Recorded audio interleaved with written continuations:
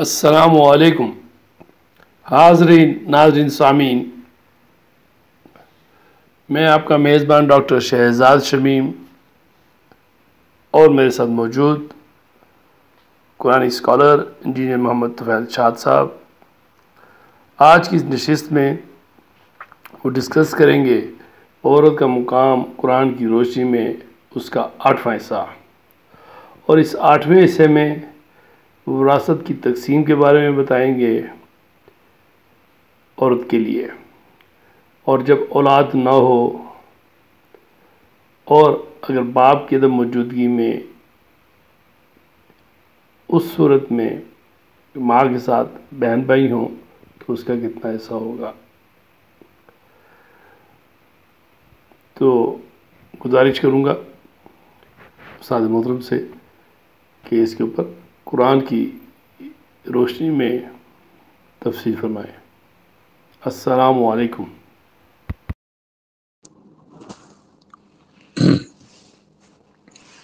بسم اللہ الرحمن الرحیم۔ آج 15 اکتوبر ہے، دن ہے ہفتے کا اور سن ہے 2022۔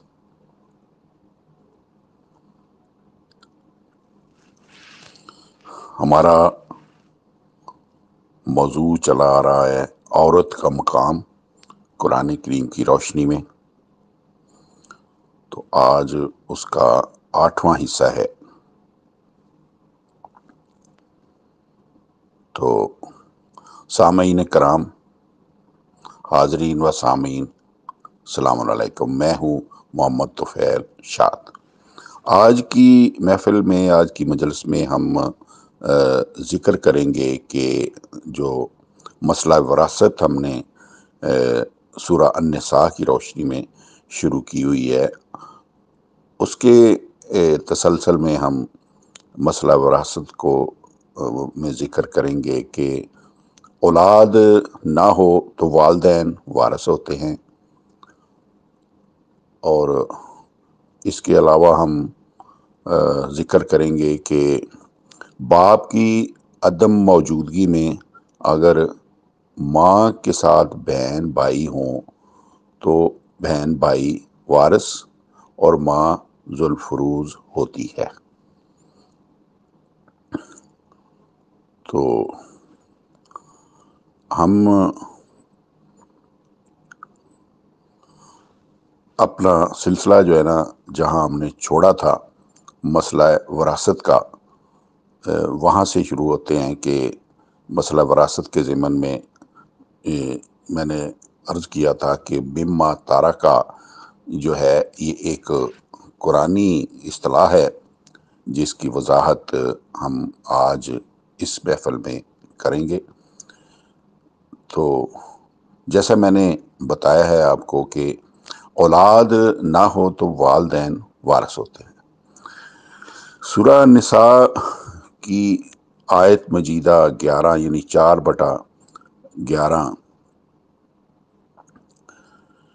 اس کے اگلے حصے نمبر 5 میں 5ویں اصول کی اس شق کا ثبوت ہے کہ اگر متوفی کی اولاد نہ ہو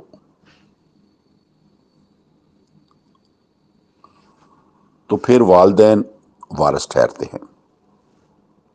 نیز اس حصے میں پہلے اصول کی اس شق کی وضاحت بھی موجود ہے کہ جب یہی گروہ والدین اولاد کی موجودگی میں ذو الفروض تھا تو حصہ نمبر 4 میں مذکر مؤنث ماں اور باپ کے حصے باہم برابر تھے، لیکن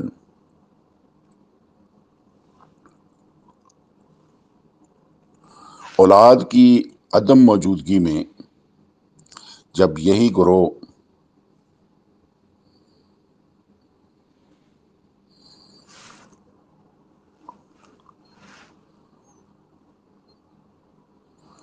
والدین وارث ٹھہرا تو اب مذکر مؤنث کے حصے برابر نہیں رہے، بلکہ اب وارث ہونے کی بدولت مذکر باپ کا حصہ مؤنث ماں کے حصے سے دگنا ہو گیا ہے۔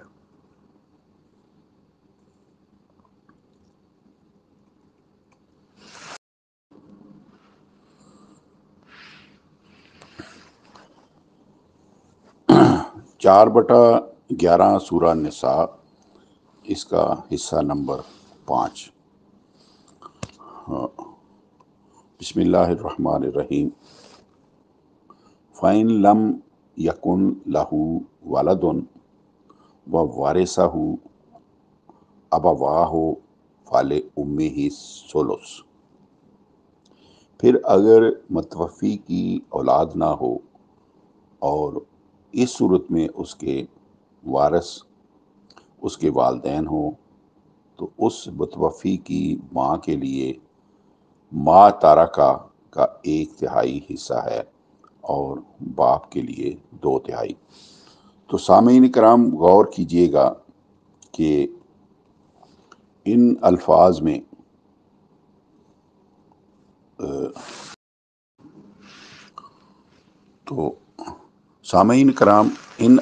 میں کس طرح وارث اور ذو الفروض کا قرآنی کلیہ سورج کی طرح عیاں ہے کہ آیت مجیدہ کے حصہ نمبر 4 میں جب اولاد موجود تھی تو والدین ذو الفروض تھے، یعنی ان کے حصے مقرر تھے، اور مذکر مؤنث کا حصہ باہم برابر تھا، چھٹا۔ لیکن آیت مجیدہ کے 4/11 کے اس حصے نمبر 5 میں جب متوفی کی اولاد موجود نہیں تو والدین وارث ٹھہرے ہیں، اور اصول وراثت کے مطابق مذکر کا حصہ مؤنث سے دگنا ہو گیا ہے۔ یہاں وارثہ ابواہ کے الفاظ سے عیاں ہے کہ شق ما قبل میں جہاں والدین کے ساتھ اولاد موجود تھی وہاں اولاد وارث تھی، اور یہاں اولاد کی عدم موجودگی میں والدین وارث ہیں۔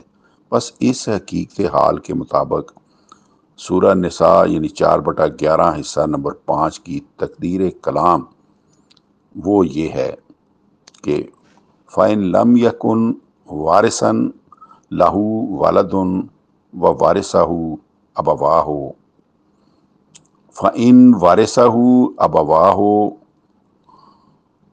فَثَابِتٌ لِأُمِّهِ ثُلُثٌ۔ واضح رہے کہ اس جملہ کے الفاظ فَإِن لَمْ يَكُنْ لَهُ وَلَدٌ میں لم یکن کا نون فعل ناقص سے فعل ماضی منفی بلم ہے جو مضارع یکون پر لم داخل ہونے سے بنا ہے۔ ولدن مرفوع فعل ناقص کا اسم ہے مگر اس کی خبر منصوب وارثاً محذوف ہے جو وارثہ ابواہ کے الفاظ کے مطابق نکھر کر عیاں ہو رہی ہے۔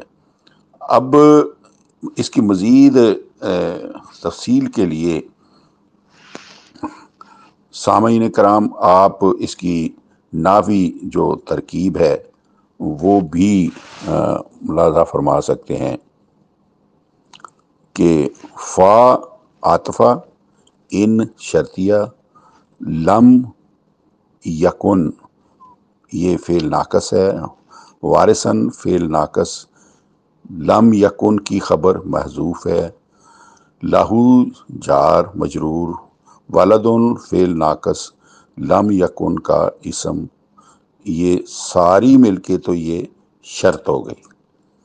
اب واو جو ہے یہاں حالیہ ہے، وارثہ ابواہ جملہ فعلیہ خبریہ، فَإِن وَارِثَهُ أَبَوَاهُ یہ شرط محذوف ہے، محذوف کا مطلب ہے حذف کی گئی ہے۔ فا ثابت لِأُمِّهِ ثُلُث یہ اس کی جزا ہے۔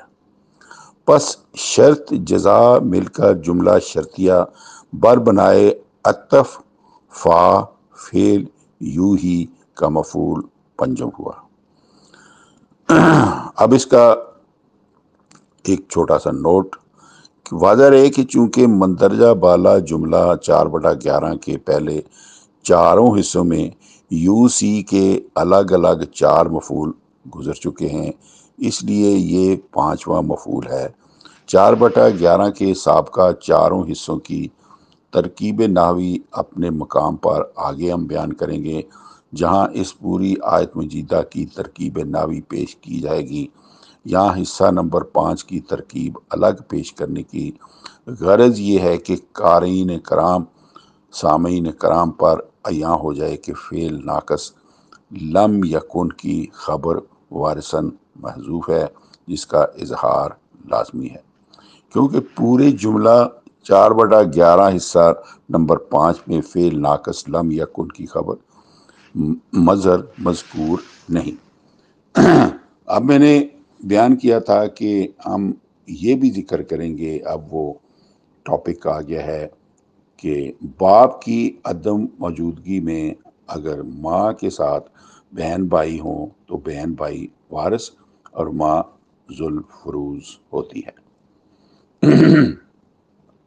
سورہ نساء کی آیت نمبر 11 کے اس سے اگلے حصے نمبر 6 میں متوفی کے پسماندگان کی اس صورت کی وضاحت درج ہے کہ اگر باپ فوت ہو چکا ہو اور دادا دادی پردادا پردادی میں سے بھی کوئی نہ ہو تو متوفی کی صرف ماں اور بہن بھائی ہوں تو اس وقت بہن بھائی وارث ہوتے ہیں اور ماں 1/6 حصے کی ذوالفروز ہوتی ہے۔ یہاں پہنچ کر اس سوال کا پیدا ہونا لازم ہے کہ جب پچھلی شق میں اولاد کی عدم موجودگی میں وارثہ ابواہ کے الفاظ میں باپ اور ماں دونوں کو وارث ٹھہرایا گیا ہے کہ اگر ماں اور باپ دونوں ہوں تو دونوں وارث ہیں، اور ان میں ضمنی تقسیم 2:1 کی نسبت سے ہوگی، 2/3 باپ کی اور 1/3 ماں کی۔ لیکن اگر باپ نہیں ہے، اکیلی ماں اور اس کے ساتھ متوفی کے بہن بھائی ہیں، تو ایسی صورت میں ماں کا 6واں حصہ کیوں؟ اسے اس لیے ذوالفروز ٹھہرایا گیا ہے کہ وہ جس مذکر کے ساتھ اس کے حصے کا نصف حصہ پاتی تھی، اس کے ساتھ اس کا عہدی تعلق ہے، کسبی نہیں، اور عہدی رشتہ داری کے متعلق 4/12 میں وضاحت آ رہی ہے کہ وہ ہمیشہ ایک دوسرے کے ذوالفروز ہوتے ہیں، وارث نہیں ہوتے۔ چنانچہ اولاد کی عدم موجودگی میں جب باپ بھی نہ ہو بلکہ اکیلی ماں اور بہن بھائی ہوں تو پھر اللہ تعالیٰ نے ارشاد فرمایا ہے 4/11 میں، فَإِنْ كَانَ لَهُ إِخْوَةٌ فَلِأُمِّهِ السُّدُسُ مِنْ بَعْدِ وَصِيَّةٍ يُوصِي بِهَا أَوْ دَيْنٍ۔ پھر ایسی صورت میں کہ جب متوفی کی اولاد نہیں ہے، اگر اس کے بہن بھائی میں اور اکیلی ماں موجود ہے تو متوفی کی ماں کا 6واں حصہ ہے، یعنی وہ 6 حصے کی ذوالفروز ہے، اور بہن بھائی وارث ہیں، باقی بہن بھائیوں کو ملے گا۔ یہ تقسیم متوفی کی گئی وصیت کی ادائیگی کے بعد عمل میں آئے گی، یا اگر قرضہ ہو تو قرضہ کی ادائیگی کے بعد، دونوں چیزیں ہوں تو دونوں کی ادائیگی کے بعد یہ عمل میں آئے گا۔ تو سامعین کرام، واضح رہے کہ اس آیت مجیدہ 4/11 کا مذکورہ بالا حصہ نمبر 6 میں مسئلہ وراثت کا ایک انتہائی اہم گوشہ ہے، جس میں سابقہ تفاسیر نے مختلف نظریات پیش کیے ہیں، لیکن حقیقت الفاظ کے پردوں سے پھوٹ پھوٹ کر عیاں ہو رہی ہے کہ جب یہاں پر ماں کا 6واں حصہ مقرر کر کے اسے ذوالفروز قرار دیا گیا ہے تو ظاہر ہے کہ یہاں ماں اکیلی ہے، باپ موجود نہیں ہے، اور ماں کو اس کے شوہر کی عدم موجودگی میں ذوالفروز اس لیے ٹھہرایا گیا ہے کہ اس کا اپنے ساتھی مذکر کے ساتھ نسبی رشتہ نہیں بلکہ عہدی ہے۔ اب متوفیوں کے اصل وارث یا تو ان کے باپ ہیں یا ان کے بیٹے ہیں۔